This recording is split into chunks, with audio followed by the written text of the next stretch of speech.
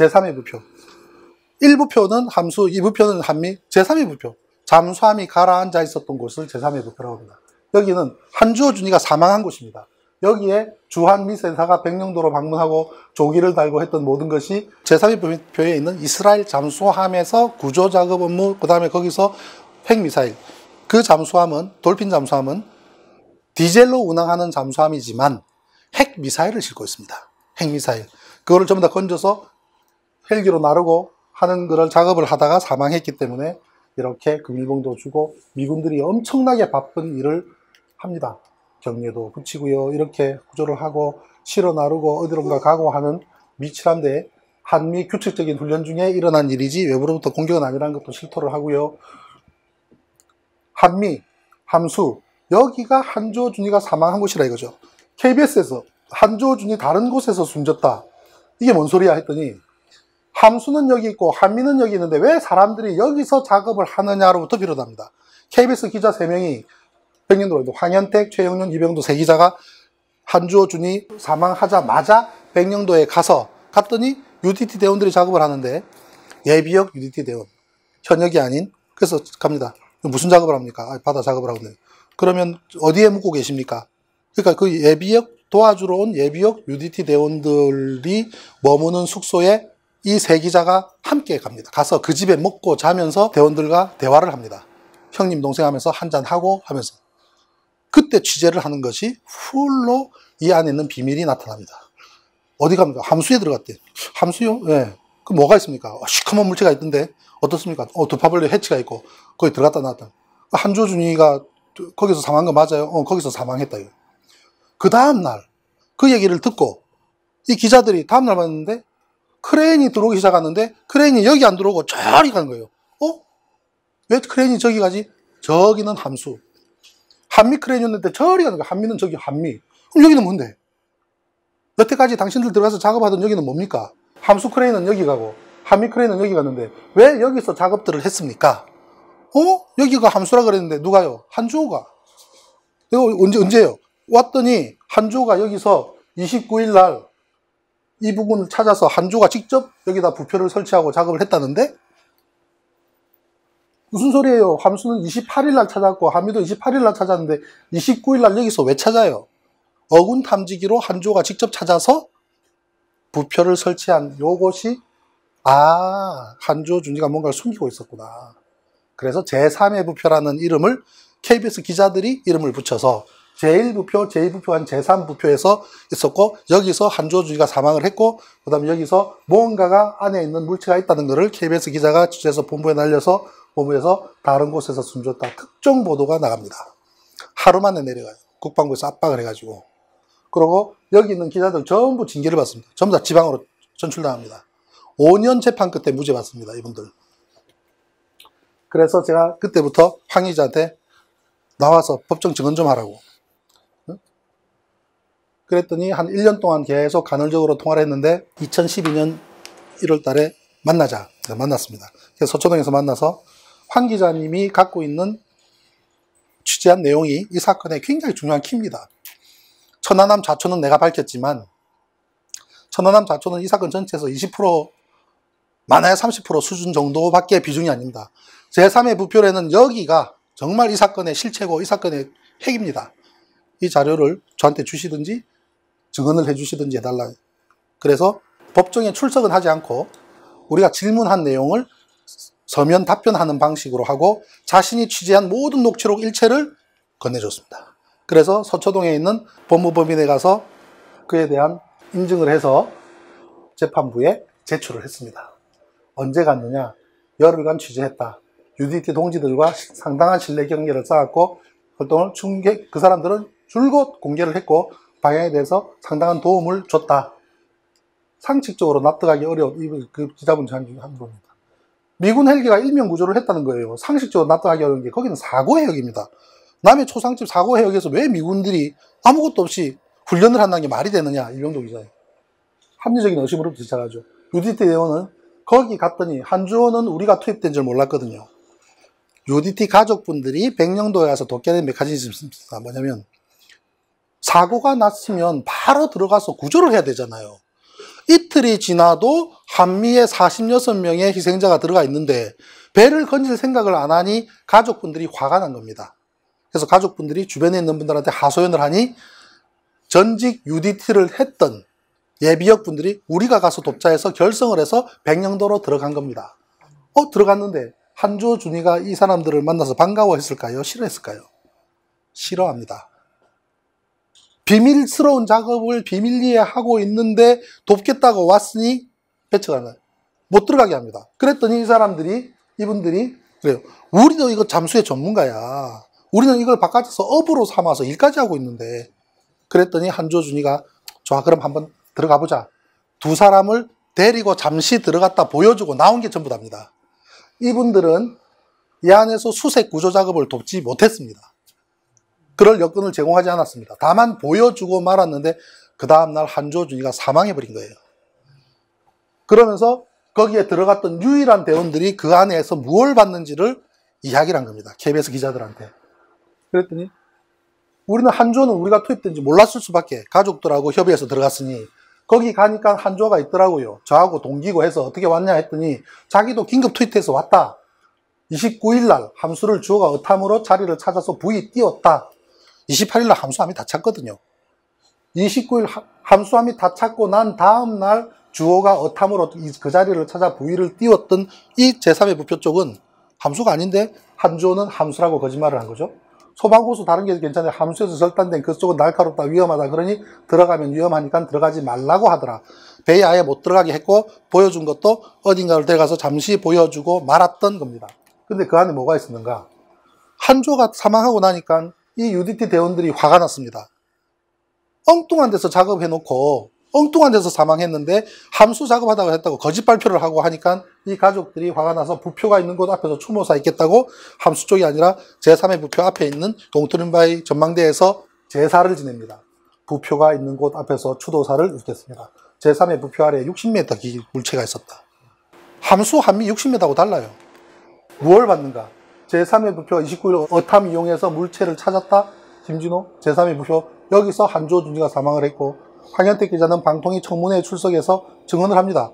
증언을 해보니 이틀 정도 있다 크레인이 들어오는데, 크레인 왔을 때 UDT 동료들은 백년도를 떠난 상황이었는데 크레인이 왜 본 적도 없는 곳에 기존 함수라고 생각하는 지점이 들어가 있을까라는 합리적인 의심으로부터 시작했다고 한 기자가 방통위에 불려가서 증언한 내용입니다.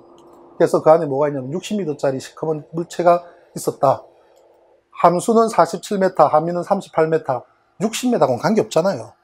왜 60m냐? 어군 탐지기로 쭉 지나가면서 하면 길이가 나옵니다. 요즘요, 낚시 좋아하시는 분들, 요만한 어군 탐지기 있습니다. 이렇게 딱 띄워놓고 하면 물속에 물고기 다니는 거 다 보여요. 이 정도로 요즘 성능이 좋고, 그런데 천안함을 이틀 동안 못 찾아? 47m 하면요, 테헤란로의 15층짜리 건물 높이입니다. 폭이 10m, 높이가 15m, 길이가 47m인 게 바닷속에 겨우 20m 수심에 들어가 있는데 옆으로 누웠으면 10m만 들어가면 함수가 있는데 이틀 동안 못 찾아요. 하늘에서 보면은 그 맑은 백령도 바닷물에 헬기로 보면은 시커먼 그림자가 보일 겁니다. 사고 다음날. 한미 47m에 38m짜리가 12층짜리 빌딩이, 가로 세로 폭이 10m짜리인 빌딩이 들어 누워 있는데 어디서부터 사라졌는지 TOD 영상도 있고 레이더도 잡혔고 KNTD에서 좌표도 있는데 이동해봤자 조류만큼 아닙니까? 최종으로 물속에서 사라지는 지점을 아는데 해봤자 몇십 메타? 결국 반파되었다는 좌표로부터 조류 방향으로 180m 지점에서 3일째 찾는단 말이에요. 180m면 천안함 전체 길이 88m에 겨우 2배 아닙니까? 사람 시신을 찾는데 키 2배 거리에 있는 거를 수색했는데 못 찾는다는 게 말이 되냐고요. 이 배를 이틀 동안 못 찾다가 3일째 찾는단 말이에요. 근데 60m짜리다? 관계없죠. 더구나 두 팔 벌려 둥그런 해지가 있더라. 천안함은요, 사람이 서서 들어가는 해지들이 좌우로 다 있는데 두 팔 벌려 있는 해지 들어갈 일이 없잖아요. 그러니까 이 해지가 이렇게 있는데 함장실 옆에 수색선이 있었다면서 이 들어가면 여기 그냥 들어가면 되지. 그리고 꽉 막혀 있는 데가 없습니다. 여기는 출입구이기 때문에 사통팔달로 다 연결되어 있어요. 팍 막혀있는 것은 잠수함 구조밖에 없습니다. 그래서 이분을 법정으로 불러서 제가 이거를 제공하고 당신이 들어갔던 해치가 어떻게 생겼냐 했더니 이거라고 그래요. 천안함 해치가 아니라 잠수함 해치입니다. 아, 이분 잠수함에 들어갔다 나왔구나. 네, 잠수함. 요 녀석이죠. 해치 옆에 개양대 같은 긴 봉이 있었다. 요 녀석 아니면 요 녀석이죠. 안으로 들어가니 소방호수가 얽혀 있었다. 안에 가면 얽혀 있는 거죠. 잠수함에 들어갔다 나왔습니다. 그 놈은 요 놈입니다. 이 돌핀급 잠수함이 이스라엘에 5척이 있는데 전부 색깔이 검은색 아니면 짙은 녹색입니다. 그런데 2년 동안 사고 난 다음에 2년 동안 사라졌다가 2년 뒤에 수리 끝내고 나온 배가 있는데 그 녀석이 요 녀석입니다. 천안함 사고 직후에 사라졌다가 2년 만에 수리 끝내고 나오면서 뉴스가 나옵니다. 사라진 2년 동안은 어떤 뉴스도 없다가 그때 뉴스가 업그레이드 한다고 2년 동안 수리하고 다시 현역 복귀했다는 간단한 뉴스가 나오는데 제가 천안함에서 봤던 제일 처음 봤던 녹색 페인트 요 녀석입니다. 범인을 찾은 겁니다. 증거인멸.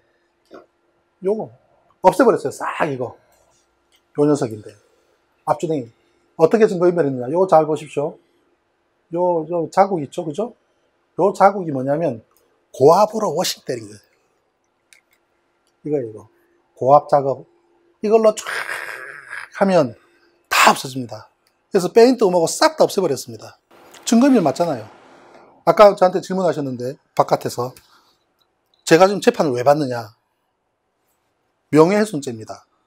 제가 이것이 잠수함이다 뭐다 어쩌다 얘기를 주장하는 것은 아니 누구나 주장할 수 있는 대한민국 자유국가에서 주장할 수 있는 거지만 무엇을 가지고 고소고발을 했느냐. 제가 주장하는 것이 거짓말로 국방부 또는 국방장관 해군참모총장을 명예를 훼손하고 있다는 겁니다. 엄밀히 따지면 공익적인 측면에서 이의제기하는 것은 명예훼손이 대상이 안 됩니다. 그런데도 기소를 했고 재판을 받고 있습니다. 그 중에 1심 때 34가지 항목, 제가 글을 34종류의 글을 썼는데 전부 기소가 됐기 때문에 34개 중에서 32개는 무죄를 받았습니다. 2016년 1월 25일 날 34개 중에 32개는 무죄를 받았고 2개는 유죄인데 하나가 증거인멸이고 하나가 구조지연입니다. 제가 당신들 이틀 동안 배를 못 찾은 게 아니라 안 찾은 거야 그랬거든요. 어떻게 그걸 못 찾을 수가 있느냐. 안 찾은 거야. 그게 왜 유죄냐면 군은 당연히 세월호도 마찬가지지만 당연히 사고가 나면 최선을 다해서 인양하고 구조하려고 하는 것이 당연한 일이다. 그런데 안 찾았다고 하니 당신은 군을 명예훼손한 거다. 말 됩니까? 당신들을 이러이러해서 최선을 다하지 않았다고 제가 주장하는데 최선을 다하는 게 당연하니 최선을 다했기 때문이 아니라 최선을 다하는 게 당연하니 안 했다고 주장해서 명예훼손한 거다. 두 번째, 이거 봐라. 이거 증거인멸 아니냐. 이거 다 왜 없앴느냐라고 주장하니까 제가 국방부 장관을 비난했거든요. 국방장관을 고발했습니다. 증거인멸죄로. 증거인멸죄로 이걸 근거로 해서 증거인멸죄로 국방부 장관을 고발을 했더니 그거는 기각시켜버리고 국방부 장관은 여기 가서 이걸 지운 사실이 없다. 누가 지가 와서 지웠다고 합니까? 책임자잖아요. 책임자. 이 사건의 책임자이기 때문에 국방장관을 내가 고발을 했는데 그거는 캔슬시켜버리고 국방장관은 와서 지운 적 없다고 나를 갖다가 기소를 해가지고 2개를 유죄하고 그 2개를 사실은 항소심에서 이 2가지만 논리를 제가 부수면 무죄가 됩니다.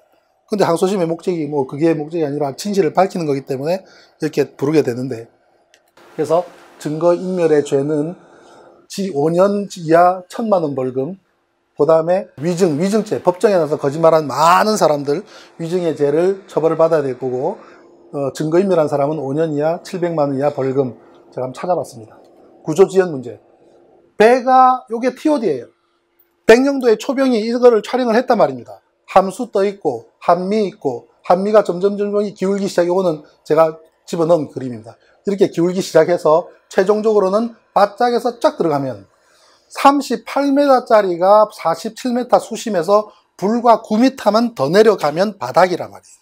자, 배가 반파되기 시작해서 여기까지는 한미도 함수도 전부 표류해 왔겠죠. 자, 여기가 사고 지점입니다.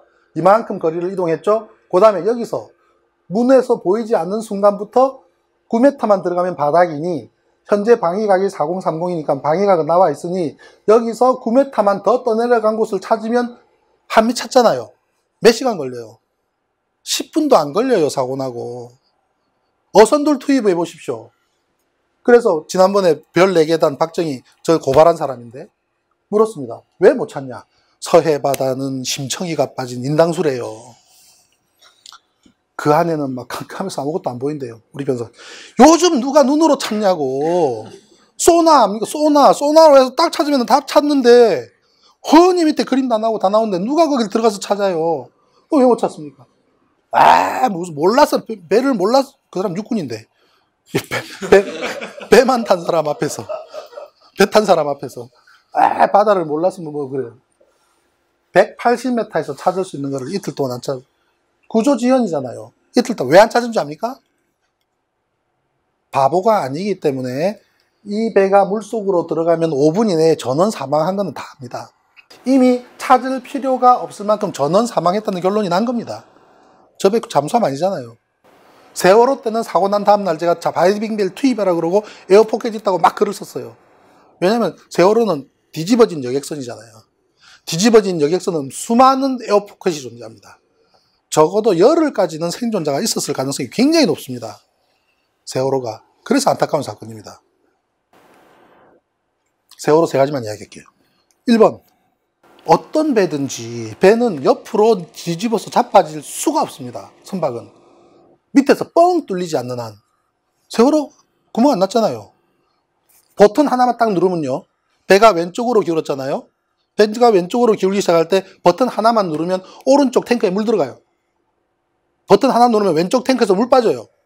이거 바로 서는데 불과 10분, 15분도 안 걸립니다. 그게 선박이에요. 이 배의 발라스팅 시스템이 고장났다는 소리 저 들어본 적이 없습니다. 세월호. 왜 버튼을 안 눌렀느냐. 두 번째. 그 옆에 배들도 많았잖아요. 그죠? 이런저런 배들. 요 식당하고 옆에 들어서 밀기 시작하면요. 20분 이내에 섬에다 갖다 쳐박습니다. 맞죠? 선원들이 막 소리쳐서 밀으라고 해가지고 옆에 섬들이 있잖아요. 바다에 떠 있으면 조그마한 어선 한 척이 붙어서 막 밀어도 움직이기 시작합니다. 물 위에 떠 있으니까. 그런데 거기 있는 배들 다 달라붙어서 섬 쪽으로 밀면 가다가 턱 걸려버리면 더 안 깔았잖아요. 왜 그거 안 해요? 세 번째로 선장이 탈출을 한다? 제가 이런 예를 듭니다. 자, 비행기가 출발을 했는데 역사상 태평양 한참 날아가다가 아이고 죄송합니다. 우리가 기름을 안 싣고 왔습니다. 그런 일이 발생할까요? 비행기가 날아가다가 연료를 안 싣고 와서 큰일 났다고 파는 일이 생기냐고요? 없습니다. 왜? 기름을 넣는 메커니즘이 무수히 많은 절차가 있기 때문에 실수할 수가 없습니다. 선박이 기울어지지 않게 하는 메커니즘도 여러 개가 종류하고 만약에 그랬을 때 바로 할 수 있는 방법이 선박에 존재한다고요. 왜 안 했어? 자, 비행기가 그런데 하필이면 안 실었다고 칩시다. 그럼 어떻게 해야 돼요? 안전하게 그냥 어떻게든 활주를 해가지고 태평양 한가운데 이렇게 비행기가 착륙하게 만들어야 되겠죠. 기장이. 근데 기장이 지 혼자 낙하산 타고 뛰내리면 어떻게 됩니까? 죽으란 얘기죠. 선장이 뛰어내렸잖아요. 이런 사건을 지금 수사도 안 하고 있습니다. 그게 세월호입니다. 세월호 그렇게 복잡한 거 아니에요. 이게 사고냐 뭐냐 생각할 거 없습니다. 상식적인 걸 안 하는 게 잘못된 거예요. 왜 이틀 동안 안 찾냐고요. 요게 구조지연 문제예요. 요거 제가 부수면 저는 이게 문제가 되는데.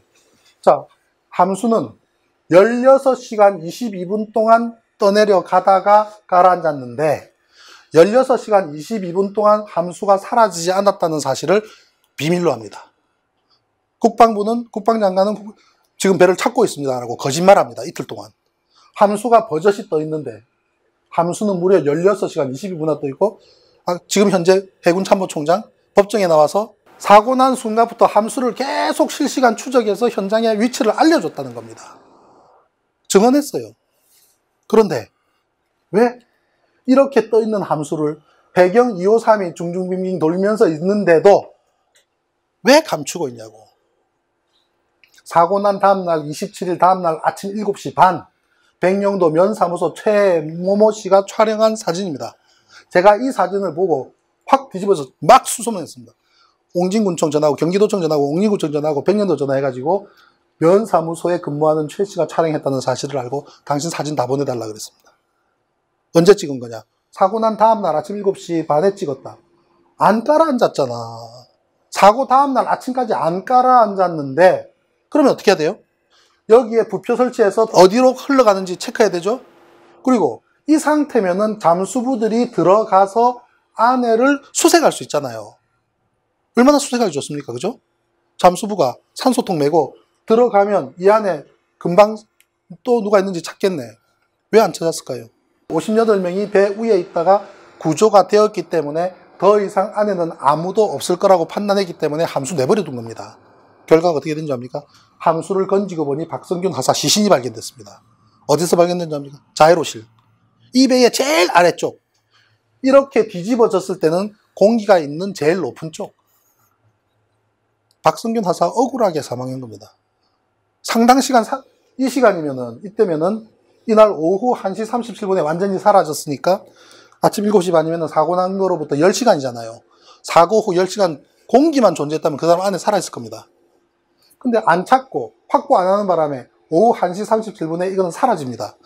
얘는 조용히 사라집니다. 뭐 하는 짓입니까, 이게? 함수가 있는데, 있다가 조용히 떠나버리고 함수는 다시 물속으로 들어가고 우리는 아직까지 함수 함유를 찾지 못한다고 발표하는 이 짓이 뭐 하는 거냐고요. 그러고 함수 사라집니다. 그리고 그 다음날 밤에 찾았다고 발표합니다. 이 위치 어딘지 다 알고 있잖아요. 해작사령관이 실시간으로 위치 파악해주고 있었잖아요. 심지어 사고 다음날 해경이 한미를 발견해서 군에 통보까지 해주는데 묵살합니다. 안 찾은 거 맞잖아요. 그죠? 사고 다음날 한미 발견 군 통보를 해줬는데 군 당국 묵살했어요. 사진까지 찍어줬는데 묵살했습니다. 해경 발견 통해도 군 당국 무시. 3월 27일 날. 그리고 그 다음날 하루 지나 3월 28일 날 저녁 6시에 함수 발견, 한미 발견. 이상해요. 그냥 여기 그냥 어선들 투입해서 찾으면 되는데 어선 들어가면 30분 만에 찾습니다. 왜 못 찾는 줄 압니까? 백령도, 대청도 모든 어선들 출입항 금지시켰습니다. 이틀 동안. 그 배 찾을까 그렇겠죠. 그럼 왜 제3의 부표에 가라앉아 있는 거기는 군이 판단할 때 생존자가 있을 가능성이 가장 높은 곳이었기 때문입니다. 그리고 한국 배가 아니고 미국과 우호적인 미국의 동생 나라의 그 다음에 여기 와서 사고를 당했기 때문에 거기 올인하느라 우리 군함은 뒷전이었습니다. 한미는 다 사망했을 거라 보고 함수는 다 구조됐다고 보고 뒤로 밀어놓고 이틀 동안 올인했습니다. 미군들과 함께. 한미를 발견한 해독구 선장을 우리가 2012년에 우리 변호인단이 백령도로 가서 이분을 만나서 소주 한 잔을 했습니다. 이틀, 3일째 되는 날 군에서 도와달라고 해서 갔더니 뭐 찾아달라고 하면서 좌표를 주더래요. 그 좌표에 갔더니 한미가 있더라. 그것도 어선을 시켜서 어선이 찾는 척 해가지고 쇼를 합니다. 소나. 이 소나 시스템은 이거는 바이오 소나. 돌고래나 박쥐들은 자기 생체에 소나를 달고, 초음파를 달고 나오잖아요. 이 초음파, 이 소나 시스템은 낚시꾼도 쓸 수 있는데, 이 소나 가지고 배 밑, 바다 밑이 지도처럼 나오고, 이게 전부 소나로 찾는 거란 말이에요. 심해에 그것도. 타이타닉도 이걸로 찾잖아요. 그런데 이틀 동안 배를 못 찾는다? 심지어 한국해양연구원의 수색물에 보면 크기가 0.7이면 70cm짜리. 0.5, 50cm짜리 다 찾으면서 어뢰 1m 넘고 못 찾는 거예요. 이거는 소나로 컨택을 했는데 여기에 어뢰는 없습니다. 그 다음에 해군 탐색구조단도 소나로 찾았는데 여기는 어뢰는 없습니다. 뭐 발전기도 있고 미상침선 한미도 있고 그런데 어뢰는 존재하지 않습니다. 그런데 이 안에서 여기서 계속 수색을 하고 있다고 자기들은 데이터를 하면서 오래된 침선이 있는데 여기는 한미가 있고요. 이 오래된 침선의 존재를 자기들은 발견을 해놓고 국민들한테는 감춥니다. 비밀로 합니다. 그러고 이렇게 수색을 했다라고 발표를 합니다. 알고 봤더니 거짓말이에요. 이 가스터빈실이에요. 가스터빈실은 5월 19일 날 인양을 하는데 어뢰를 건진 5월 15일 날은 이 가스터빈실이 바닷속에 있었습니다. 어디에? 폭발 원점에 있었습니다. 그리고 어뢰는 어디서 건졌냐 했더니 폭발 원점에서 건졌다고 이야기합니다. 뭐가? 쌍끌이 여선이. 논리적으로 안 맞죠? 왜? 쌍끌이 여선은 이런 구조물이 있으면은 쌍끌이 여선은 이렇게 작업하고 두 간격이 300m고 이게 100m, 200m인데 이런 것이 이런 물체가 존재하면 쌍끌이를 할 수가 없습니다. 근데 그 당시에는 왜 아무도 몰랐을까? 이것을 5월 19일 날 건졌다는 사실, 이 존재 사실을 국민은 아무도 몰랐습니다. 왜? 국방부가 비밀로 했기 때문에. 오래된 침선이 가라앉아 있었다는 사실도 이 침선의 존재도 국민들이 아무도 몰랐습니다. 언제 알았느냐? 8월 달에 압니다. 이종인 대표가 최문순 의원과 백령도 현지를 조사하러 갔다가 이상한 물체를 발견했더니 침선이 있더라. 이거 뭐냐 해서 발표를 했더니 그때서야 국방부가 침선이 있는 거 우리도 알고 있었다고 실토를 합니다. 그러면 거꾸로 가서 야 그러면 니들 그러면은 이거 여기서 이 지점에서 쌍끌이로 어뢰 건졌다는 건 거짓말이네. 요게 지금 현안입니다. 요 다음 재판 때 요걸 집중적으로 물고 늘어지게 됩니다. 이걸로 이런 어선으로 이런 쌍끌이 제가 참 어선까지 공부를 합니다. 저는 이 항해산 상선만 탔는데 우리 상선에서 그러거든요. 아이고 비린내 난다고 이러는데 실제로 돈 많이 버시는 분들입니다. 선장분들은 뭐 연봉 1억도 넣고 1억 5천도 있고 뭐 그렇습니다. 어업도 공부를 했습니다. 쌍끌이 어선. 그래서 전화로 물어보고 했는데 장애물이 있으면은 보십시오. 장애물이 있으면 조업이 곤란하다. 장애물이 있으면 조업이 곤란한 것을 금양호가 입증하고 돌아가셨습니다. 금양호는 4월 2일 날 쌍끌이 10척, 5조 10척이 투입이 됐는데 그 지점에서 침선이 있고 그 당시에는 한미도 있었고 가스터빈실이 있기 때문에 도와주려다가 그물이 찢어져서 캄보디아 어선이고요. 그물이 찢어져서 백령도 사고에 의해서 2시간에 걸쳐 수색 작업을 벌였지만 그물이 파손되는 등 문제가 발생해 작업을 중단하고 회항하는 길에 충돌 사고 납니다. 쌍끌이 못하잖아요. 침선이 있고 가스터빈실이 있고 한미가 있는데 그럼 어뢰가를 건졌을 때는 무슨 상황이냐? 한미는 없습니다. 그러나 침선이 있고 가스터빈실이 있는 한 어뢰를 그 지점에서 건졌다는 것은 거짓말이 됩니다. 가스터빈실 위치를 국회에서 밝혔는데 미상침선, 가스터빈실, 사고 발생 지점하고 가스터빈실이 일치합니다. 어뢰를 여기서 건졌다고 주장하는 겁니다. 이거는 없다 하더라도 여기서는 건질 수가 없는 것입니다. 여기서는 절대로 건질 수가 없습니다. 그런데 천운이라고 이야기하니 말이 안 되는 거예요. 그러면 여기서 소나돔 부분은 일단 소나돔 이게 깨끗하기 때문에 이게 왜 안 부서졌느냐 좌초 아니라는 주장은 논리인데 이 소나돔은 바다에 오랫동안 있던 배들도 연평해전 때 침몰한 참수리 357도 빛이 깨끗하거든요. 근데 소나돔이 비록 깨지지는 않았지만 땅에 해저 지반을 파고들므로 인해서 손상은 안 갔다는 게 저의 주장입니다. 이게 대립되고 있는데 그거를 입증할 수 있는 방법은 소나돔은 2번 해저와 접촉합니다. 언제? 좌초할 때 한 번, 좌초할 때 안 깨졌단 말이에요. 천안함을 해저에서 인양할 때도 해저에서 바닥에 소나돔이 닿습니다. 그렇기 때문에 해저에서 인양할 때 깨지지 않았다는 것은 좌초할 때도 깨지지 않았다는 것을 입증할 수가 있는 것입니다. 소나돔이 깨지지 않았다고 좌초 아니라는 국방부 논리는 잘못된 것이고 이것이 천안함이 해저를 파고들었다는 것은 여기에 녹난 겁니다. 페인트가 잘 발려져 있는 곳이 벗겨져서 녹이 났다는 것은 물리적인 접촉이 있었다는 뜻입니다. 이거는 30일 있었고 50일 있었던 보다 밑이 깨끗하단 말이죠. 그러니까 이거는 해저를 파고들었던 것이 입증이 된다. 천안함에 액티브 패시브 소나가 있는데 천안함에 있는 음탐관이 우리는 초기함이기 때문에 어뢰도 잡을 수 있고 잠수함도 잡을 수 있다라고 법정에서 증언했습니다. 근데 그 사람은 위증을 했든지 당직을 잘못 썼든지 왜냐하면 사고 현장에 잠수함이 있었던 확률은 100%이기 때문입니다. 국방부의 주장으로도 잠수함이 존재하잖아요. 그죠? 저의 주장도 잠수함 존재하잖아요. 그럼 잡았어야지. 못 잡았잖아요. 그럼 당직 잘못 쓴 거죠. 그날 사고 난 날이 대잠훈련, 저게 잠수함이 침입했을 때 어떻게 대응할 것인가를 연구하는 훈련하던 날 천안함이 당했다는 얘기 아닙니까? 그래서 러시아 전문가도 북한 소행을 발견하지 못했다 그러고 일본 어뢰는 침몰과 무관하다 그러고 러시아 조사단들이 가면서 만약에 이것이 어뢰 공격이라면 함상에 있는 사람들은 해군이 아니라 바통이라고 하고 갔죠. 그 다음에 러시아가 공룡 주파수로 야 천안함 보니까 너 사고 나기 전에 벌써 SOS 치던데 라고 이야기합니다. 참 재밌는 얘기예요. 감청 다 했다는 얘기입니다. 그러고 나서 그 다음날 핸드폰으로도 구조 요청하던데 라고 합니다. 그랬더니 이명박이 러시아로 달려갑니다. 러시아로 혼자 갑니다. 가서 푸틴을 만나고 옵니다. 3박 4일. 그것도 러시아 인근 도시의 포럼에 가는데 전 세계에서 국가원수로는 유일하게 혼자 갔습니다. 그리고 3박 4일 협의하고 왔는데 그 다음 날부터 러시아가 천안함 가고 시비를 안 걸어요. 그럼 제가 예언을 하나 할게요. 뭘 협상을 했을까? 돈을 줬을까? 보석을 줬을까? 그건 안 될 거고. 우리가 러시아로부터 받을 차관이 30조가 있습니다. 그 중에 절반은 박철원 시대 때 군수물로 받았습니다. 한때 러시아 코브라 헬기하고 러시아 탱크가 돌아다닌 시절이 있었습니다. 노태우 시절에. 러시아에 준 차관의 절반을 현물로 받아온 겁니다. 그 절반이 계속 남아 있었습니다. 그거를 뭐 10년 거치 얼마 분할로 해가지고 한다면 비밀 유지 10년간 비밀 유지하고 15년 뭐 이렇게 비밀 유지하고 그 다음부터는 군사 물자로 오는 거를 우리나라 행정부 수반이 가서 협의를 했다면 불과 앞으로 10년, 20년 내에 러시아 무기가 들어오는 꼴을 보게 될 겁니다. 그때까지는 비밀 유지를 서로 비밀 유지 각서를 쓰면 모르죠. 그죠? 그거 아니면 협상할 게 없다고 생각해요. 아무튼 러시아는 그때 조용히 입을 닫습니다.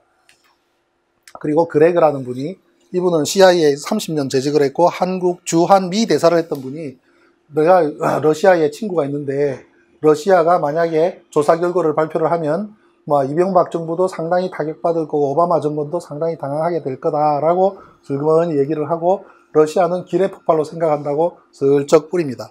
이것도 상당히 정치적이에요, 사실은. 왜냐하면 이거를 기뢰로 풀자라는 말은 영원히 미궁으로 빠뜨리자는 얘기입니다. 기뢰는 증거도 안 나와요, 작아서. 시대를 몰라요. 이게 2차 대전 건지 6.25 때 건지 최근 건지 몰라요. 그럼 이 기뢰의 소유도 북한 건지 중국 건지 한국 건지 일본 건지 몰라요. 즉 기뢰로 결론을 내리면 주변국 모두가 프리하게 되는 거예요. 그래서 이 기뢰든 어뢰든 천안함에는 폭발이 존재하지 않는다. 잠수함이 비상을 걸게 되면 왜 잠수함이 저렇게 천안함 한가운데를 들이받았을까? 확률적으로라도. 그건 잠수함이 살기 위해서 그래요. 잠수함이 서브마린 이머전시라는 이 두 가지 단어를 나중에 유튜브로 검색을 해보십시오. 잠수함이 올라오는데 돌고래처럼 올라옵니다. 잠수함은 레이더가 없기 때문에 비상시에 앞에 물체가 나타났다라고 하면은 유일하게 할 수 있는 방법이 최대한 앞에서 펌핑해서 전부 다 물 나오죠.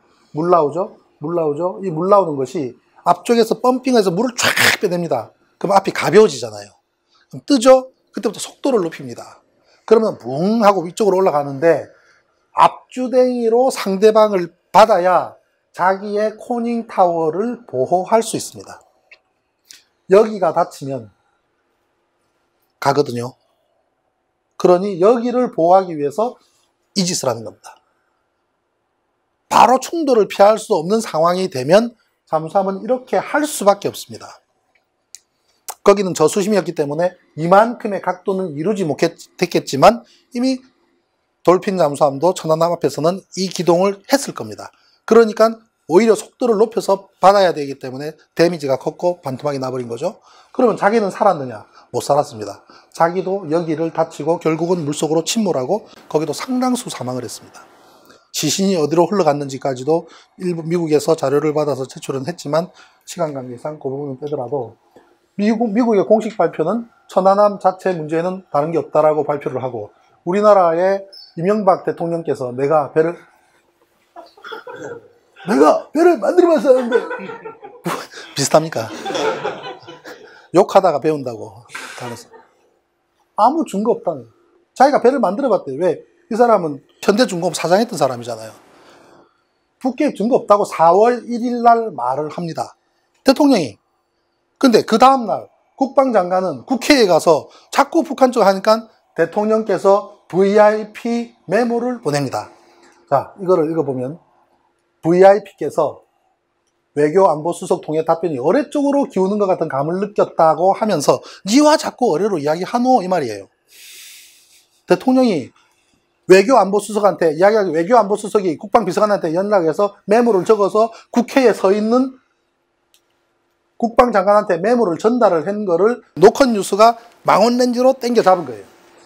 이것이 뉴스 나온 거를 보고 뭔 소리가 적혔는지 몰라서 제가 바로 전화를 해서 달라 그랬더니 그냥은 못 준다 그래서 얼마냐 했더니 25만 원의 부가세 별도래요. 바로 송금해주고 이걸 내가 받은 겁니다. 27만 5천 원짜리입니다.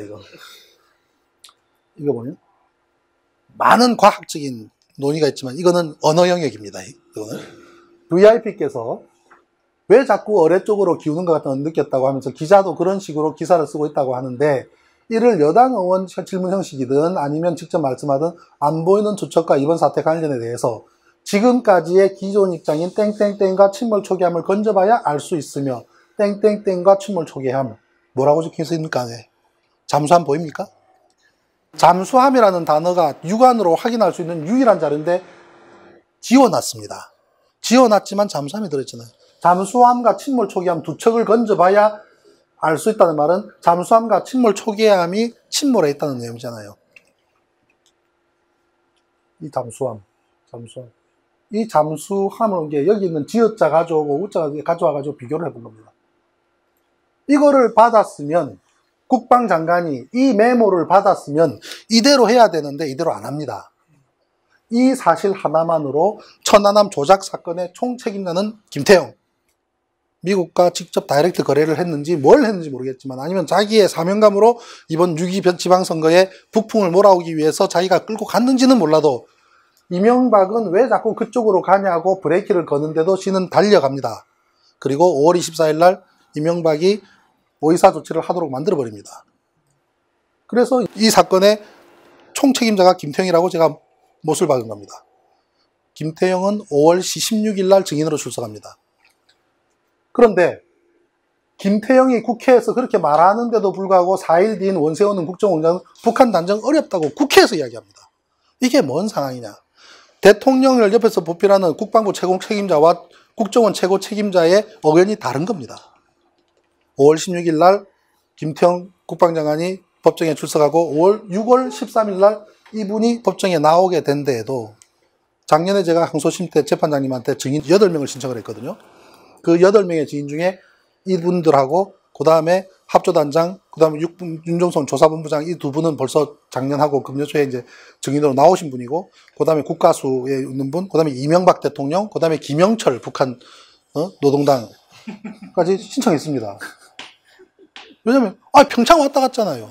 평창도 다녀가시는 분이 서초동 못 올 거 뭐 있냐고. 그리고 이명박 정부로부터 사고 당사자로 지목됐잖아요. 그러니 사고 당사자 이야기를 들어보자 이거지. 그랬더니 재판장께서 이명박 대통령하고 김영철은 좀 그래서 좋습니다. 그런데 이 사람들도 좀 빼면 안 됩니다. 이 사람 뭐가 됩니다. 이유는 이렇게 국회에서 이분의 증언과 그 다음날 4일 뒤에 이분의 증언이 이렇게 상반된데, 이분은 단정 어렵다고, 정보 최고 책임자가 북한 단정 어렵다고 하는데 국방부에서 왜 북한으로 몰아가느냐 물어봐야 될 거 아니겠습니까? 했더니 재판장님께서 10분간 정의하겠습니다 하더니 판사님 3분이 들어가서 언론을 하시고 난 다음에 두 사람은 증인으로 채택하겠습니다 라고 했어요. 이게 이제 금년 초에 일어난 일입니다. 그래서 법정으로 나옵니다. 이분은 왜 그러면 단정하기 어렵다고 말했을까? 북한 관련 정보가 없기 때문이에요. 수많은 전직 정보계통 사람들이 저한테 그냥 8년 동안 여러 차례 전화를 줬습니다. 777 부대 소속입니다.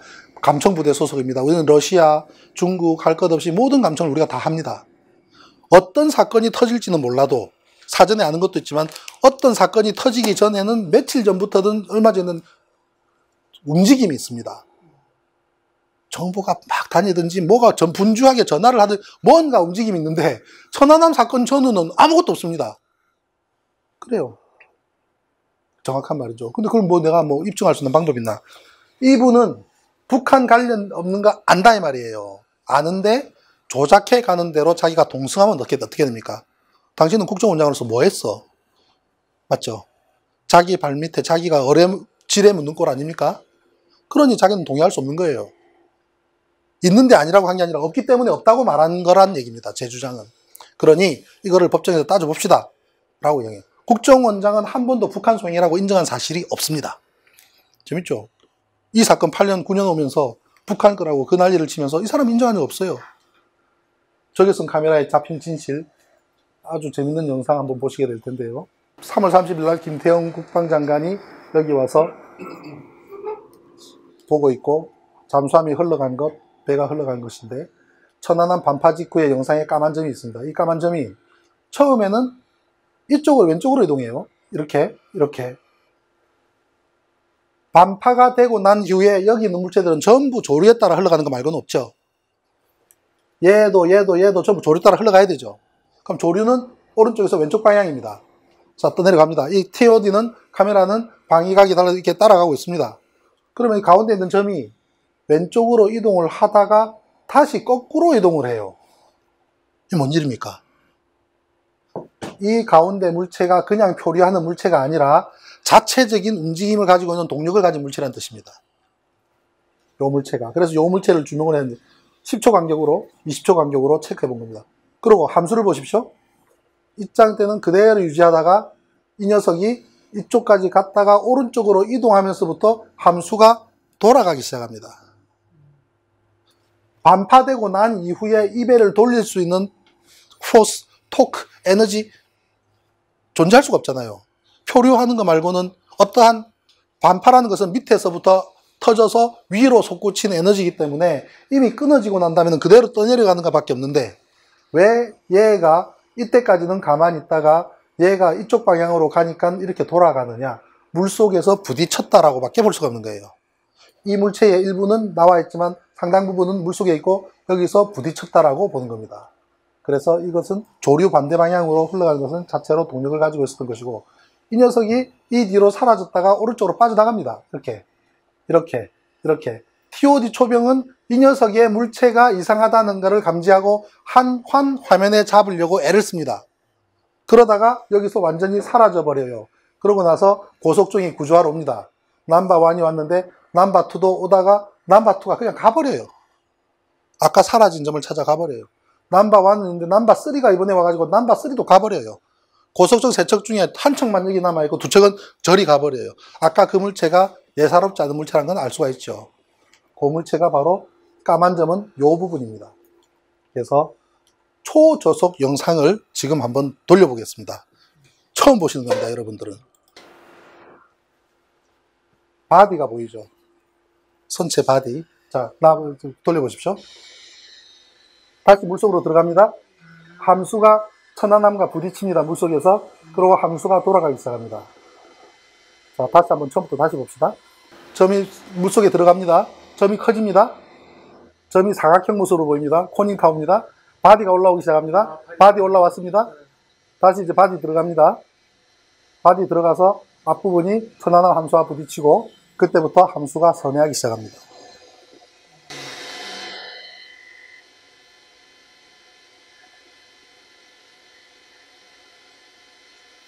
함수가 꿀렁하죠? 이거를 공개적으로 보신 분들은 여러분들이 처음입니다. 국방부가 공개한 영상은 잘 몰라요. 근데 그 부분을 잘라서 화면을 확대해서 초저속으로 돌리니까 바디가 보이더라고요. 바디가. 이거 지난 2월 14일 날 법정에 증거물로 제출했습니다. 그리고 이걸 가지고 이제 김태형 국방장관 나왔을 때 집중적으로 물어보게 될 겁니다. 요 녀석입니다. 요거. 점이 사각형으로 변하는 것도 보셨죠? 그래서 이거는 법영상 전문가한테 자문도 구할 생각입니다. 그 녀석 잠수함이에요. 잠수함의 모습을 우리는 봤습니다. 여기 깔아앉았고 생존자 2명, 사망자 1명, 38명 안에 갇혀 있었습니다. 빨간 숫자는 그렇고요. 미국의 이해할 수 없는 너들은 이 많은 설비들과 장비들을 가지고 이 첨단 장비 보세요. 세월호 때 이 투입했으면 얼마나 많은 사람이 거기 있겠습니까? 이거 보십시오. 끊임없이 산소 공급 가능하고요. 통화도 됩니다. 물속에서 5시간, 6시간 있을 수 있게 하는 설비입니다. 우리가 2010년도 천안함 사건을 정확하게 잘 파악하고 분석하고 이러한 시스템에 대한 고민을 했다면 2014년 세월호 때 이런 설비를 이용할 수도 있었을 거 아니겠습니까? 4년 동안 엉뚱한 하느라 2014년 세월호 사건 때 이런 준비도 못하고 이런 설비도 없이 한 명도 구조하지 못하고, 그죠? 물속에 들어간 이후로. 미칠한 데는 이런 첨단 장비를 가지고 자기들 수색을 하는데 다 썼습니다. 그리고 자기들 홈페이지에 4월 14일, 요 날이 중요한 날인데, 물속에 있는 잠수함 어떻게 쓸 건데? 이동해야 되잖아요. 4월 14일. 4월 12일 날 한미를 올려놓고, 저쪽에 빠져있는 잠수함을 건지려면 크레인이 가야 되잖아요. 근데 크레인이 가서 그걸 물 위로 올리면 어떻게 됩니까? 기자들이 다 쳐다보죠. 어떻게 해야 됩니까? 물속에서 처리해야 돼요. 근데 크레인은 필요해. 그래서 한미를 딱 들어가지고 쫙 이동을 해서 그 옆에 딱 갖다 놓고 한미를 물속에 집어넣고 5일 동안 거기 머뭅니다. 4월 12, 13, 14, 15, 16. 거기 머무는 동안에 토마스 에클스는 사고 원인의 변조된 내용을 본국에 이메일 보내고 난리친 아까 그게 이동한 상태에서 5일을 보낸 겁니다. 그리고 그 중간일인 4월 14일 날 미군은 엄청나게 바쁘게 온갖 작업을 하는 동안에 이 현장에 한국 사람은 한 명도 없습니다. 크레인 기사와 군인들만 있는 상태에서 처리를 합니다. 그리고 여기에서 일하던 사람들은 전부 백령도 나가서 대청도 나가서 회를 먹고 등산을 갑니다. 그날만 물속에서 처리한 날이 4월 14일입니다. 한미 저수심 이동을 어떻게 했냐 이렇게 해서 끌고 쭉 이동을 합니다. 그래서 이거를 이동을 했던 여기에서 있던 그 88 수중개발 정원 부사장이 난리를 칩니다. 무슨 말로 왜 올렸으면 바지선에 싣고 가면 되지 뭐하러 저수심 가서 넣냐고 막 항의합니다. 부산말로 가짜는 일이라고. 그랬더니 줄을 하나 더 달아야 된대요. 인양 전문가가 했으면 끝나는 거지. 줄을 하나 더 달아야 하기 때문에 저수심으로 가야 된대요. 그래가지고 국방부가 강제해서 저수심으로 가게 만듭니다. 그래가지고 저수심으로 이동을 해요. 어디로 이동을 하느냐? 이렇게 달아매고 여기서 이리 이동을 합니다. 여기다 갖다가 물속에 집어넣습니다. 함수는 여기 있는데 그것은 제3의 부표가 있는 그 위치로 크레인을 한미를 매달고 갑니다. 영악하죠. 참 명확하지 않습니까? 그거를 밝혀내는 것도 보통 일이 아니다. 그래가지고 이분은 막 강의를 하고 지금은 이 기사가 삭제돼서 없습니다. 침몰 잠수함은 어떻게 이동했을까? 기자들이 이렇게 진을 치고 있으니 물 밖으로는 못하잖아요. 물속에서 공기를 주입하고 더 이상 떠오르지 않게 추를 달면 물속에서 처리가 가능합니다. 요거는 상상 속에 제가 만든 건데요. 저한테 해군 장교 출신의 바다를 알고 공학을 배를 만들어 본 경험이 있는 저한테 이걸 처리해봐 하면 나 이렇게 처리하겠다 이거죠. 안에다가 공기 주입하면 뜨니까 부력을 주고 더 올라오면 곤란하니까 추를 달고 부력 주면 수중 적당한 높이에서 이 추 길이만큼의 높이만큼 머물죠. 이 상태는 그냥 끌고 나가면 되잖아요. 끌고 나가서 어떻게 합니까? 외해에서 여기다 실으면 돼요. 이런 특수 운반선이 있습니다. 외해에서 여기다 실으면. 외해에서 이걸 어떻게 실어? 배가 밑으로 들어가서 실습니다. 걱정 안 하셔도 됩니다. 부력을 준 놈을 이렇게 끌고 나가서 이 추만 없애버리면 이거 붕 뜨기죠, 그죠? 뜨잖아요. 뜬 상태, 외해 저 바깥에서 뜬 상태에서 얘가 쭉 지가 물속으로 들어갑니다. 들어가서 이렇게 수제비 뜨듯이 이렇게 얹혀가지고 가면 됩니다. 어디로 갔을까요? 진해로 갔을 겁니다. 진해로 가서 포장을 할 겁니다. 여기다가 박싱을 해서 안 보이게 쫙 처리해서 그대로 수에즈 통해 가지고 갑니다. 어디로 갔을까요? 하이파 조선소로 들어갑니다. 이스라엘 하이파 조선소. 거기서 2년 동안 정확하게 1년 8개월 수리를 합니다. 그리고 1년 8개월이 지나서 세상의 모습을 드러냅니다. 결국은 퍼즐 맞추기거든요. 퍼즐에서 이거야말로 가장 맞추기 쉬운 퍼즐이잖아요. 이게 자초입니다. 자초. 전문가니까. 잠수한 부분을 어렵게 만들었단 말이죠. 나머지 찾으면 되는 게 저는 저 잠수함을 끌고 외해로 나가서 어떤 특수 운반선을 했을까 다 모릅니다. 상상입니다. 그러나 그거는 그 퍼즐은 메인 퍼즐에서 중요한 부분이 아니란 말이에요. 이 퍼즐들은 좌초와 충돌이다 이 말이에요. 그만큼은 밝혀냈다는 얘기죠. 이런 구축하면서 이것 떨어지면 잠수함 박살나는 거 그죠? 폭내 어뢰에 비하면 폭발력이 한 3분의 1, 5분의 1밖에 안 되는 겁니다. 그거 터져도 이런 물기둥이 발생합니다. 그런데 국내 최고의 인양관계 전문가 의견들 한번 볼까요? 이종인 대표, 목이 없어요. 그게 폭발이에요. 우리나라 최고의 인양 전문가. 두 번째, 알파 장수 있었고, 석사도 박사도 아니지만 1월 30일. 참 중요한 말이에요. 제가 이거 하면서 제일 많이 듣는 말이 당신 전문가 아니잖아라는 소리입니다. 배를 탔고 항해를 전공했고 배를 만들어봤고 10년 동안 그렇게 했는데도 전문가 아니래요. 왜? 석사, 박사가 없어서. 박사 소리 한번 들으면 하면 전문가 소리 나겠죠. 그거 없다고 전문가 아니라는 거예요. 그러니까 이분들이요. 석사, 박사도 아니지만 이 일을 30년을 했다. 학위 없는 사람들의 슬픔입니다, 이게. 살아가면서 그거 슬픔은 내가, 이거 하면, 너는 전문가도 아니면서 왜 천안함에 그러냐고 하는 소리, 그 소리 너무 많이 듣습니다. 해양기술개발의 전중선 대표, 함수를 건진 회사 사장입니다. 이 사람이 그럽니다. 이 배는 폭발한 배 아니다. 함수를 건진 회사 사장이. 살아있는 사람 고막 다 터져야 돼요. 생존자들 깨끗하게 나왔는데 살아있는 사람 고막 다 터져야 돼요. 북한에서 어뢰를 쏴 10원 반 푼업치도 없는 소리예요. 이분 요즘 어떻게 하고 사시는지 압니까? 고통 속에 삽니다. 엄청난 비난과 항의와 압박과 사업은 거의 못할 지경이고요. 제가 한번 위로라도 하려고 전화하려고 그랬더니 하지 말해. 엄청난 시달림을 받습니다. 한미를 건진 정호원 부사장도 폭발한 죄와 천하람 다르다. 우리나라 최고의 인양 전문가와 한미를 건지고 함수를 건진 회사 사장들이 다 폭발한 배 아니라는데 더 이상 무슨 얘기를 해요? 군함과 다른 페인트 색을 보았다. 충돌도. 왜 이스라엘과 배가 섬이 왔을까? 끝부분입니다. 이스라엘이 여기가 최고의 작전 전략 지역입니다. 이란이 있기 때문에. 이스라엘의 최대적은 이란입니다. 한번 영문 기사 검색해 보십시오. 이란이 만약에 핵무장을 한다면 이스라엘은 주저하지 않고 핵 미사일을 쏠 것이다라는 말이 공공연하게 나오고 이스라엘은 선포를 합니다. 이란이 핵을 가지는 움직임이 있다면 우리는 반드시 핵공격을 할 것이다. 그래서 여기서 작전을 펼치는 게 자기들의 가장 메이저고 이러면 이렇게 가야 되는데 여기가 수심이요. 50m, 200m. 수심과 조석 간만의 차이가 우리 서해 바다와 굉장히 유사합니다. 그래서 여기서 작업을 펼친 기뢰를 설치하고 하는 작업들을 우리 서해에서 미군의 살비지호인 살보함과 함께 트레이닝을 했을 거라고 저는 분석합니다. 살보함이 천안함 사고가 나서 달려온 배가 아닙니다. 처음부터 작전에 투입된 배입니다. 제 추정컨대 이스라엘 잠수함은 우리나라 서해에서 키리졸브 훈련 같은 훈련이 있을 때마다 항상 옵저버로 참석을 했을 겁니다. 함께 기동을 했을 겁니다.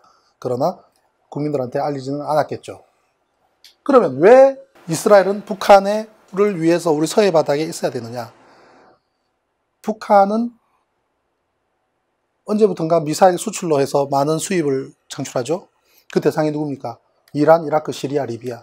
이스라엘 최대 적국과 군사적인 교류를 가장 많이 하고 가장 많이 지원하는 나라. 그리고 이스라엘과 실제 전투기 공중전도 벌였던 나라. 중동전쟁 때 미그 21이 19대가 와서 중동을 도왔잖아요. 그래서 이스라엘과 교전을 벌였지 않습니까? 그리고 2007년도에 시리아의 핵원자로 건설 중에 공습을 당해서 완전히 그냥 잿더미가 됩니다. 그때 북한 작업자 10명이 사망을 합니다. 그리고 이스라엘은 우리는 관계없다고 발표를 합니다. 그리고 10년이 지난 2017년에 이스라엘이 정보를 공개합니다. 우리가 2007년 우리가 했다. 이스라엘이 그런 법이 있는가 봐요. 10년마다 정보를 공개하는 게 있는가 봐요. 거기에 따라서 공개하면서 우리가 그 당시에 우리가 폭격을 했다라고 사실을 시인한 게 2017년입니다. 기사에 그대로 나옵니다. 그러면 왜 핵을 탑재한 잠수함이 우리 서해에서 기동하고 있는가? 이스라엘의 핵 전략이 바뀝니다. 과거에 지금부터 10년 전까지는 이스라엘 최대 군사력은 공군력이었습니다. 전 세계 최고의 공군력이 이스라엘입니다.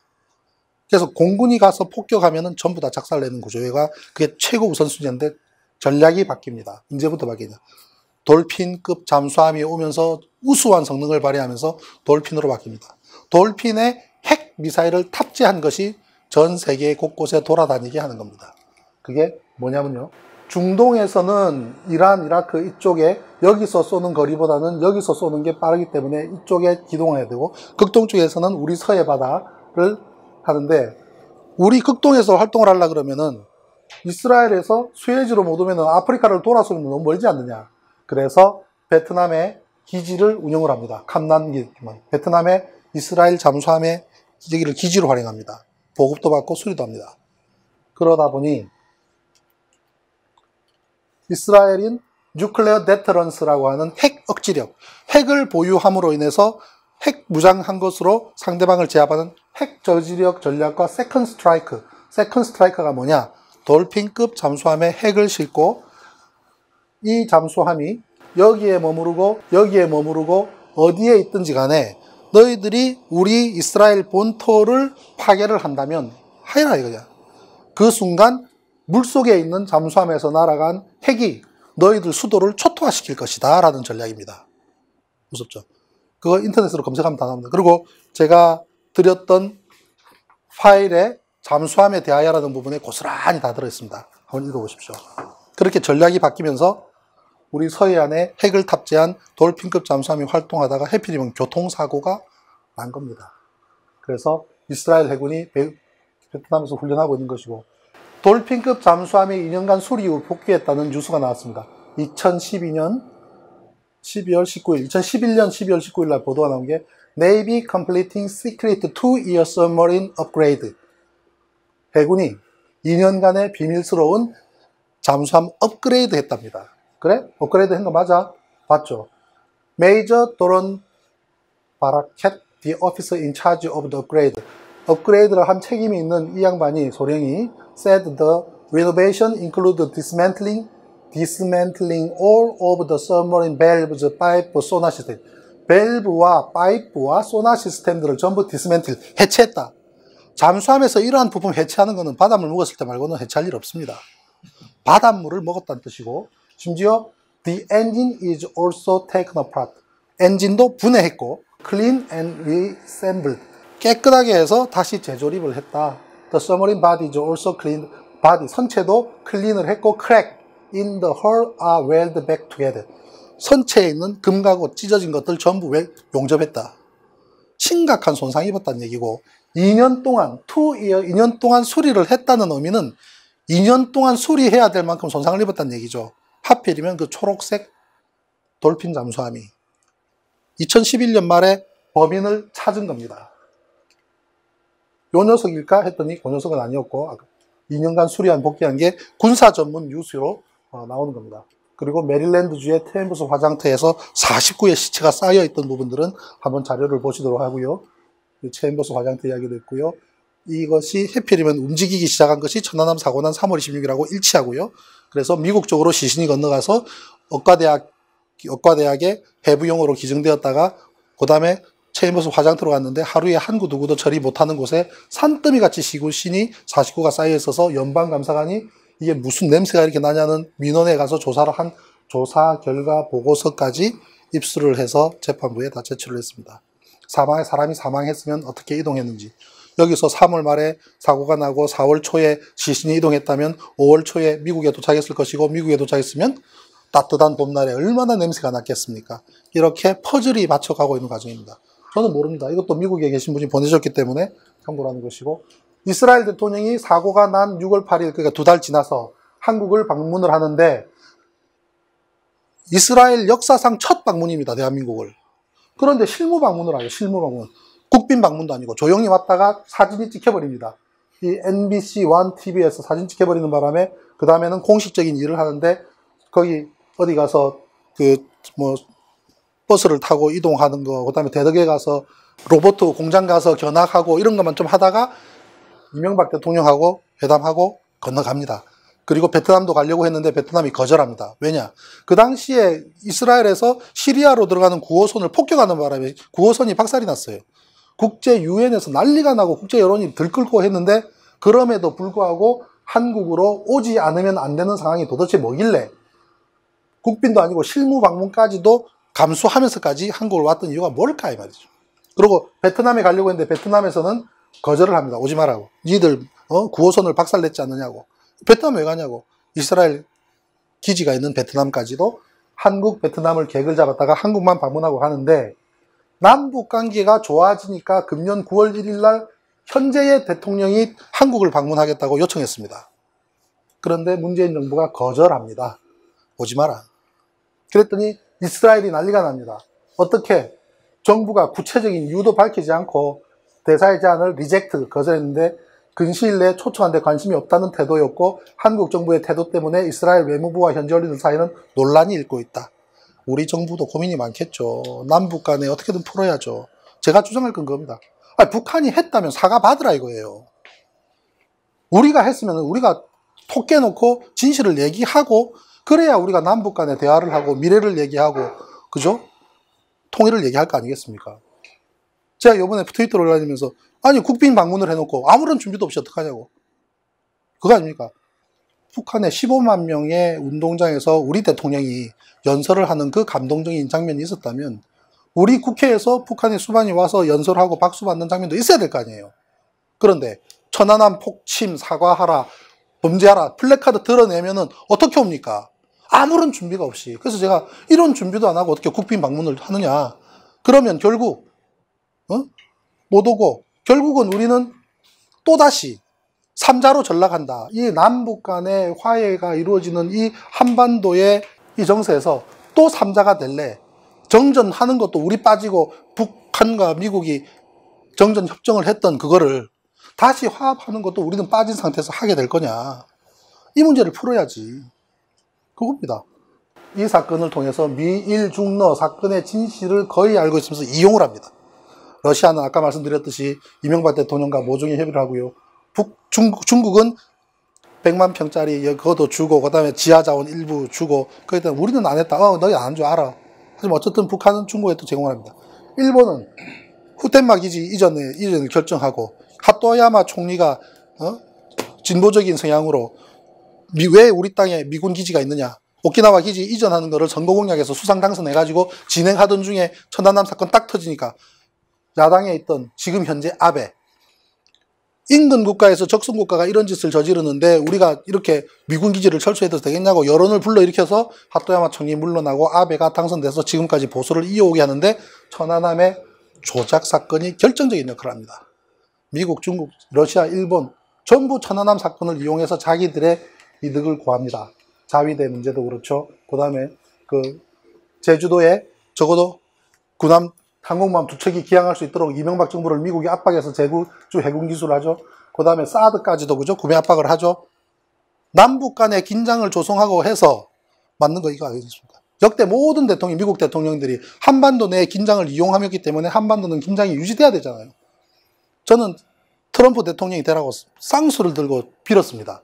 트럼프가 될 것이다라고 예언을 했고 트럼프가 돼야 된다고 했습니다. 그냥 미국 망하는 걸 한번 보려고 그랬습니다. 근데 잘하더라고요. 모든 미국 대통령이 전부 한반도의 영구적인 분단을 해야 자기들 무기를 팔아먹고 우리는 어느새 전 세계에서 미국 무기를 제일 많이 사는 나라가 되지 않습니까? 트럼프 보십시오. 저 사람은 군수물자들로부터 돈 받아서 대통령 된 사람이 아니잖아요. 워낙 돈이 많으니까. 그러니 자기 방향대로 가는 겁니다. 잘하고 있어요. 잘한다고 생각을 해요. 미국의 조작사를 한번 볼까요? 미국의 하와이에 어떤 배가 떡 자초합니다. 미국 순양함, 최신의 순양함이에요. 여기서 자초를 해버려요. 이 밑에는 산호초입니다. 웬일이야. 전부 다 여기 나와있던 사람들은요. 하와이 들어가면은 바로 퇴근하려고 옷까지 딱 빼입고 이 배가 수리를 끝나고 첫 항해 테스트를 하고 다시 귀향하던 중에 우리말로 하면, 우리 차로 하면은 내비게이션 고장이 납니다. 위치가 고장이 난 거예요. 우리 내비게이션 고장이 나가지고 벽을 뚫고 가라고 오다가 나면 어떻게 되겠습니까? 바다는 몰랐는데 안으로 오는데 이 낮은 수심을 지나가라고 내비게이션이 알려준 겁니다. 근데 이렇게 낮은 수심을 지나가면서 수십 명의 장교들이 있으면서 왜 여길 가야 되지 모르고 그냥 간 겁니다. 이게 디지털 기계의 그죠? 맹점입니다. 디지털이 가란 대로 간 거예요. 그래서 툭 걸려버렸어요. 걸려버려가지고 2009년 2월 5일 날 여기서 5일간 내릴 거 다 내립니다. 그래도 엔진도 쓰고 그냥 배를 빼려고 애를 쓰고 살보함이 여기 때 갑니다. 살보함이 이때 가가지고 막 도와주는데도 배가 안 빠집니다. 그러다가 사람까지 다 내리고 물 다 내리고 앞에 앵카까지 드러내서야 겨우 빠져나옵니다. 근데 걸려있는 동안에 거기서 빠져나오라고 애를 쓰다 보니 프로펠러가 휘어지고 부러지고 난리가 나는데 천안함 프로펠러랑 얼마나 비슷한지 보십시오. 바닷속에서 프로펠러를 돌려서 암초를 부딪히면 깨지고 휘어집니다. 아이오와함이라고 이 배에서 포탑이 폭발해가지고 46명이 죽었습니다. 46명이 죽었는데 1989년에 이 사건을 조사를 해봤더니 이 안에 있던 수병 하나가 동성애를 하는데 걔가 헤어지자고 하니 열받아서 터뜨렸다고 합니다. 그래갖고 46명하고 그 중에 수병은 구속되고 막 난리가 납니다. 2년 동안 조사를 하는데 그것도 공화당 그 당시에 있던 여당에 있는 의원이 이 사건이 이상하다. 그래서 들어보기 시작해서 문제를 제기를 하고 2년간 민간 연구원에 의뢰를 해서 폭발 실험만 200번을 합니다. 알고 봤더니 퇴역한 아이오와함이 레이건 대통령이 다시 정권을 잡으면서 공화당의 하드라이너, 그러니까 강경파들이 군축을 더 군비를 늘려야 된다고 해서 퇴역한 배를 다시 투입하면서 수리를 했는데 포를 쏘니 성능이 안 좋으니까 장약을 2배로 늘려서 쏜 겁니다. 장약을 2배를 넣고 쏴서 안이 완전 폭사해서 다 죽었는데 이 사건을 덮어버리고 동성애로 몰아갔다가 2년 만에 뾰록난 사건입니다. 이렇듯이 군은 자기들의 사고, 사건을 감추기 위해서 얼마든지 조작을 할 수 있는 사례가 미국에서도 있었고, 한때 이라크에서 이 아가씨가 영웅이 돼서 영화까지 나왔는데요. 이 아가씨가 딱 그 포로로 잡혀있다가 탈출을 한 무용담을 만들어냅니다. 나중에 알고 봤더니 이라크 군인들이 잡고 있다가 어디 조용히 풀어주고 사라졌는데, 그때부터 조작을 해서 전국을 다니면서 강연을 합니다. 이 아가씨 이름이 제시카 린치입니다. 그래서 영화까지 만들어지고 했는데 제시카 린치의 사건도 조작이었다. 즉 군은 자신들의 이유를 위해서 얼마든지 조작 가능하다는 것을 미국 사례로 들여다봤고요. 아이오와 케이스에 대한 내용도 있고요. 천안함 사건의 폭발은 존재하지 않고 대한민국 해군은 한 번도 피한 적이 없습니다. 이순신 장군이 23전 23승입니다. 우리나라 해군은 진 적이 없어요. 그런데 왜 속수무책으로 당했다고 거짓말을 하고, 나는 그래서 저는 해군상학교 출신은 아니지만 해군상학교 생도들한테 그런 얘기를 하고 싶어요. 당신들 명예를 당신들이 찾아라. 왜 예비역 ROTC 출신인 내가 당신들 명예를 찾아줘야 되냐. 긴 시간 수고하셨습니다. 들어주시느라.